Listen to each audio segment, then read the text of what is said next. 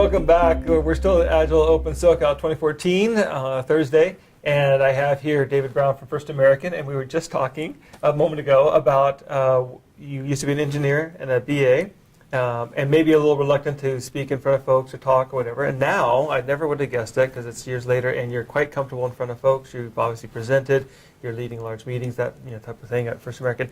Tell us something about that journey for those who might be in that spot and say, well, I'm an introvert, I can't do that, or I don't think I could see myself doing that. What happened, and how did you get from point A to point B? Well, I had an opportunity that I was forced to speak in front of people, and it was extremely uncomfortable. I somehow made it through it, had shaky voice, shaky hands, and found that I was speaking in front of some fairly influential people at one of the meetings. And I decided that that wasn't something that I wanted to happen again. I wanted to be confident. I had taken on a very large project, and knew that this was going to happen, that I was going to have regular meetings with senior executives, and so I needed to put my best foot forward.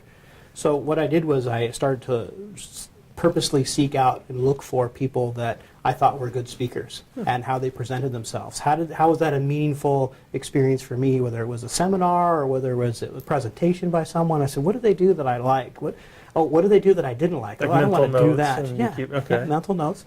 And I also volunteered for opportunities. I looked for every opportunity to lead a meeting, or sometimes they were just conference calls, but still just really actually being the center of attention. I wasn't used to listening to myself talk or anything like that. It seemed really weird. So I'd look for opportunities to test that, and I'd look for opportunities to practice that, and look for, am I delivering my, in a way that I thought was meaningful to me, and maybe other folks would like that kind of a delivery. So it's just really managing and practicing that over and over again. Now, for those who are concerned about their careers, they want to move forward, I'm assuming you feel like this is important that we learn some of these skills. Absolutely, absolutely. Certainly anyone who wants to move down into management and leadership, and that is, they're going to need to be able to speak in front of their teams, they're going to need to be able to speak in front of their bosses, they're going to need to be able to present in front of other people. But beyond that, especially when we look at Agile, we look at the fact that you're going to have the courage to speak in front of just frankly your team members. And one of the things that I try to teach in my classes is that it takes courage to be on an Agile team, to present an idea in front of 8 people that maybe the last time I talked in front of them, they poo-pooed my idea and said, wow, David, don't ever mention that again. That takes the courage to go ahead and speak up and throw ideas on the table. So I think kind of exploring that and being willing to put yourself out there is an important thing for success in business. Yeah, and you touched on something I thought really struck me was you chose these things that you knew would be hard for you, right? And I think that definitely touches on courage. Like deliberate practice. And there might be other areas for anyone that's moving from something that they're comfortable with now, whether how we do development, how we gather requirements, how the projects are run, and then moving towards something that's a little difficult. Have you seen, imagine First American's journey has been quite long, other areas where you felt like people leaned in, did things of deliberate practice, set up structures to help them learn or grow and push into some of those areas for the other groups as well? Oh, I think absolutely this applies to teams becoming cross-functional when you look at an Agile team, right? Yeah, Here I'm a perfect. developer, I've done UX development, and haven't done much of that data stuff, right? Yeah. Well, why don't I, stretch myself and learn how to be that, SQL expert and understand how to do some of that piece there. So those are the same kind of opportunities. Let me put myself in a position, instead of saying no, that's something that, Joe does, and I don't do, and turn around and say, I would like to take that on, and then say, Joe, can you help me with that? Because this is going to be my first experience, and hopefully Joe's a nice guy to turn around and say, yeah, I'd be willing to help you with that. And then when we get him into a complex data issue, I've got a partner to help me out with, instead of, hey, I've got to bear the burden of that particular project. Have you seen some of the issues? This is a common thing that comes up from the in the classes, the knowledge silos. Right, where people feel they can't. Like I was hired here to do Java. This is what I do. Have you seen that as a problem? And what has Agile done around some of that, where you feel like we've got these silos, supposedly a team, but we're not feeling like a team when it's one person that does that, or he's the expert, and he's not in today, so that can't be addressed. Have you seen some of that play out, and people moving away from experts? I've actually, I tried to tell people that, look, when we come to Agile, we're kind of we're not necessarily generalists in that we're a jack of all trades, but we were a specialist in something at one point in time, and we bring that to the table. And what I try to encourage the team to do is, how can I impart that knowledge or that skill set that I bring that's in my silo? How can I impress that to the rest of my team members? How can I make them a stronger team member by sharing that information? And for some people, that's a big challenge. That's difficult. They say, look, I think that the information that I have is how I keep my professional seat in the business, and I don't want to share it with anybody. Yes. So we have to let the team succeed, and the individual has to kind of drift away and break down those barriers and say, we're going to reward the team as their success, and that helps to push someone who might want to hold information back to actually share that information. Right, and I watched some of those dynamics play out, and I think at times organizations, you said something that reminded me of that organizations might be waiting for the ideal time, like you said, we're going to wait till we're comfortable, or wait till an opportunity comes up on the speaking or something like that. But it sounds like maybe that's not what we want to do with Agile, is to wait for this opportunity until it's easy and comfortable for these folks to make these transitions. Maybe these people aren't as comfortable for the opportunity to just pop up. It's a little bit of movement, helps them take those steps or something like that. If I was to ask you around, you guys have been in the Agile space for some time, I think. Mm-hmm. If you just list off like the top 30 things that you feel like you've learned, maybe there's a top, like a few things you feel like, man, if there's a couple things we learned, it's this, this, and this. What are some things off the top of your head you feel like, First American, we've really learned some, keys to success or key ingredients to make things, get some wins in some of these areas? So something that, I'll start the first one that comes to mind, no particular order, by the way. When we first looked at a large organization, we turn around and say, we feel like we have to make a wholesale change across the board. Okay? While our instincts might tell us that's problematic, we turn around and say, yeah, but everybody needs to change because we're all one big group department and represent or something. So we all have to change. We can't have one group dealing differently with the business than another, because then I have to deal with the complexities when I communicate outside of that. So initially, we made some decisions to let's make a wholesale change over to Agile. So that's provided all those other sets of complex challenges for us. How big of a group is this? You're talking, we say everyone. We have 750 people in our IT group, in our corporate IT group, and it's across 3 continents and, I don't know, 5 or 6 different time zones. And so that's provided all kinds of coaching challenges. So part of our mantra was we can do this Agile thing and transform as long as we don't impact our deliverables to the business. Yeah, okay, there's another one. If we make a wholesale change, that's going to be extremely difficult because we need to give the people an opportunity to explore things that they're not comfortable with. Many folks aren't, they came from a different environment or they've grown up in an environment that wasn't Agile, so it's going to be a transition for them. So I think we underestimated what that was going to take. We had some decisions early on to make a wholesale change, and I would say absolutely don't do that. Understand that in advance that I'm going to have 2 communication patterns, one that's going to be the old school, and one that's going to be a new way, and manage that so that you can show the kinds of successes. Something that's really, I think, hard that we've learned at First American is that this is something that's going to take, this is an investment of years. This is not an investment of months. This is not an investment of, hey, in this fiscal year, we're going to flip the switch and next year it's going to be rosy. No, it's a change event. So don't forget that it's a change event and actually manage it like a change event. Create dedicated resources to manage the change event. That's a hard thing for C-level folks to swallow. Because? That costs money. That's what I thought. It costs money. Either productive, I pull somebody away from something else that they're doing, or I add costs associated with it. And so you just have to be real with the investment that it takes. It will pay off. Also be real with what you're going to be able to measure along the ride. Right? Measure as in? Whatever those outcomes might be to show progress. Exactly. Which could be varying things. Sometimes it could be, detailed metrics of, I'm meeting all my releases. It could be a matter of I have happy stakeholders and outcome. If it was just as simple as is my business happy, that would be one thing. But we know that folks are going to look for other things along the way. Is the team's velocity increasing? Are we being more productive? Those are low performers. Do we know who they are? Can we get more high performers? Who are the high ones and the low ones? Can we compare the teams?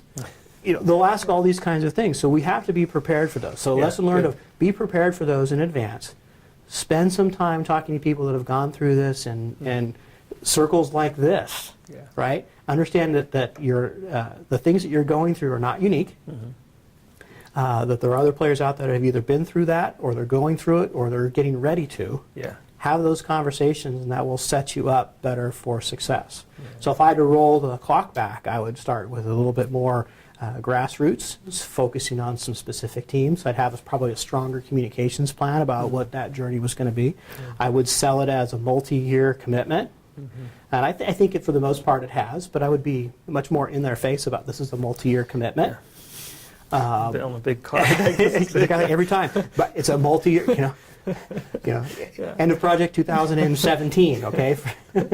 Now, you mentioned a couple of key roles that you felt like you had to pull people away, establish that. What were those roles that you felt like, this is important, this person really needs to be dedicated, we need space for this? What was?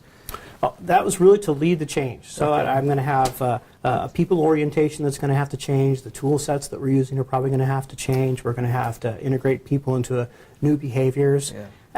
When it gets tough and the deliverable gets tight, what are they going to do? They're going to fall back to what's comfortable. Do I have enough people who can be embedded there to turn around and go, it's okay. We're going to stay the course. This is going to be okay. It's going to be better. You have to have that cheerleader and that rah-rah. Because, again, when the pressure comes on, they're going to just say, well, this has worked for me for the last 10 years. I'm just going to jump in and do that. And the reality is it hasn't worked well enough. Otherwise, we wouldn't be talking about changing it. Yeah. So the support to build that case, this comes up all the time. People say, okay, help us build a case for executives. Have you felt there's a couple things that the executives did grab onto and say, yeah, it's worth it. We see what you mean. You mentioned like previous results. Was that clear to them? Were there other pain points? Or was there something that the message they heard and they said, okay, we'll sign up for that. We know it's years, et cetera, but what was the message and you felt like they grabbed onto? For us, it was they recognized and we came to a mutual understanding that they weren't getting the outcomes they wanted. We weren't delivering the feature sets and the software applications we needed to timely or the right ones. Yeah. So basic concepts of why you would actually, the problems that Agile helps to solve, right? Right. They can be solved other ways, but Agile really directly targets those two pieces. So they recognize that. Of course, then they want us to do, more with what we had. Yes. An example would be if we looked at the organization and say, look, every year IT costs seems to go up and up and up. And a finance guy would say, well, when's it going to stop? Or is it always just going to continue to climb? So we have appropriate pressures to turn around and say, how can we do more with what we have? How can we be more, and it's not necessarily lean, it's how do we become more productive? So even if I'm doing the right outcomes and I'm still decreasing time to market, if the cost continues to seem to go up, it's going to feel like there's something wrong. Yeah. So those were three things that were highly publicized, and we all agreed upon, even at a C level, and said, how do we tackle these problems? How do we solve these? And building in the Agile development process or Agile framework and implementing that was one of the pieces to that. Okay. And did you feel like that there was, did the leadership need some kind of training to get them on board and really understand this is a common struggle that companies have at that level? Mid-management maybe, the teams, they'll be fine buying in, but how did you get C-level folks or senior executives to say, I understand and I get this on how it fundamentally changes some things, so that when these changes come or this business unit's griping about the changes impact, what happened and what was their story like to get on board with all that? So they had made this transition. They'd made a decision that they needed to change this before I'd come on board into this particular group. I had been with First American in another division for a period of time and led their transformation, and I moved into this larger group to say, hey, can you help us with our transformation here? We've already got started. Okay. We're doing the whole group, and we're going to be done in a couple years, and I'm on board. And there's nothing wrong with that. That's just one of those things. Okay, so here's the challenges we have in front of us. Okay. So let's find a way to overcome those. So we had good senior level, VP level support right from the beginning that things need to change because we're not yielding the kind of benefits back to the organization that our IT group should. Now, were they seeing results from the other group that you had been? Is that part of it? Okay. Yeah. And I can imagine when you see success in this company, in this culture there, that's going to help grow that even more in the larger organization. It sounds like that's happened. Now, for you, your own personal journey from, you mentioned being a definite PA, when did you get exposed to Agile? What was that transition like for you personally? And did you like it at first? Was it odd at first? Tell me some about that. Well, when I first got exposed to Agile practices and looked at that, I was director of a PMO. So I was driving PMI standards across the organization and looking for standard ways, repeatable processes, providing structure in an environment that was unstructured at the time, which is good. It's a matter of, well, where's the right amount of structure? And a lot of folks feel that the PMI standards and Agile butt heads and aren't complementary, and I would disagree. I think that the Agile piece is just one of those implementations that you should have in your toolbox as a PM. And there's different, and for successful PMs and PMOs, I think they've already done some of these behaviors and implemented some of these in their projects and their project management skill sets, which has made them successful. So that being said, is when we looked at how do we become our initial piece was from a PMO perspective. I was responsible for implementing the methodology, which was a great position to be in. So I got a chance to explore that. We looked at Agile. We turned around and said, how can we do something differently? Do we have a tool set that can help us manage our workload and things like that? And so we looked at some tool sets and we said, well, here's just a different way of doing business. Let's explore it. Let's figure it out. Let's try it. And we did it with blue tape and Post-it notes, and I had 4 or 5 teams all doing it. We had our rooms just covered with that, so that we could figure out what the behavior changes were. We had some small teams that were 3 people, and they'd get in a room together and just hammer it out. So 3 people and a PO, and we had other teams that were a little bit larger and had 5 or 6, and some of our offshore teams. So I got an opportunity to architect that plan, put together those initial trainings, and help that momentum through that whole group. So I served as director of the PMO. I served as a scrum master on some teams, as a PO on other teams, as a coach on various teams, as a trainer on other teams. Got a chance to play all the roles, which was just which was great. Great. Sometimes the PMO has transition challenges around that, but for the director of the PMO, that would be certainly a bit easier. Yes. Yeah. That's nice. If I was a PM and I haven't done anything with Agile or Scrum or any of that stuff, what would you tell me? Is it something worth looking into or pursuing, and if so, why? Why does it matter? If I say I'm a traditional PM, I enjoy this current job, should I be interested or looking into this? Absolutely. One of the things that I always told my PMs is that your goal as a PM is to understand all the different ways to accomplish your goal and accomplish your project, especially if you're going to be the single ringable neck, they call it, at the end of a project. Yeah. You owe it to yourself to know all the different ways that you might be successful. So learn about this technique. It's becoming more widespread in organizations. You might find yourself in an organization where they say, hey, you're going Agile, sorry that you're a PMO, you got to figure out how to make this happen. Now that happens a lot, right? And you get pushback. So I would encourage them to explore this, explore and understand what those Agile practices really look like, and they don't always come in the form of Scrum or paired programming or XP or whatever. Understand what they are, and I actually found that the PMI ACP is a great curriculum to expose what all of those practices are in a generic way. So a PM that wants to understand, put a great tool in their toolbox, get familiar with that curriculum, that'll expose you fundamentally to all the things that happen. So when somebody says, we're doing some Agile release planning, you don't go, what? Yeah. Well, we're going to do a work breakdown structure, we're going to build our project schedule, and we're going to define the activities that are going to happen 6 months from now, because we know what day they're going to happen and how long it's going to take. Yeah. So if you're looking at, you mentioned something about speaking and your own personal growth, people stretching themselves. What are skills or traits, regardless of Agile? I'm just curious. I just want to pick your brain because as a director of PMO, you're interviewing a PM candidate for a job opportunity. What are you looking for in a PM that says, that's it, that's the stuff? What is it, traits, characteristics you say that really stands out? So I fundamentally look for leadership characteristics. People can manage. I always look at, you manage things and you lead people, right? Yeah. So I'm not looking for somebody who can manage things in any of my PMs. I would prefer them to be leaders because I want them to be team leaders. And my particular leadership style that I look for is really being that servant leader. So the Scrum Master role was, I said, I embraced that one entirely and said, that's perfect. Because that's the way I've always wanted to mentor my PMs is how do you make the team successful? You're not contributing anything on there. In fact, I've told them if your name is on any of those line items in the project schedule, then you haven't done a good job. That team should be able to complete that. You should be leading them to a successful project. So find a way to be that servant leader, removing those obstacles.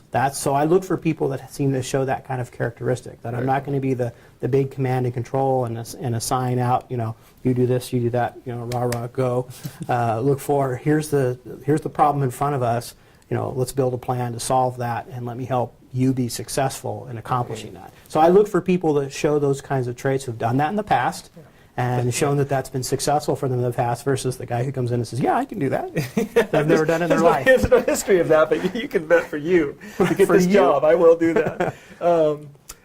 Now you're here at Agile Open. Any trends, anything you see coming around the corner that, I guess, still being career-minded for those folks or just people out in the field, that you think, yeah, well, keep an eye on that. I see something moving, or I see a trend here right now for Agile now. You see that in your mind, like that's something to keep an eye on, something to watch. It's important. I actually, and this isn't a plug for anything specifically, but I actually see understanding how to scale Agile is going to be key.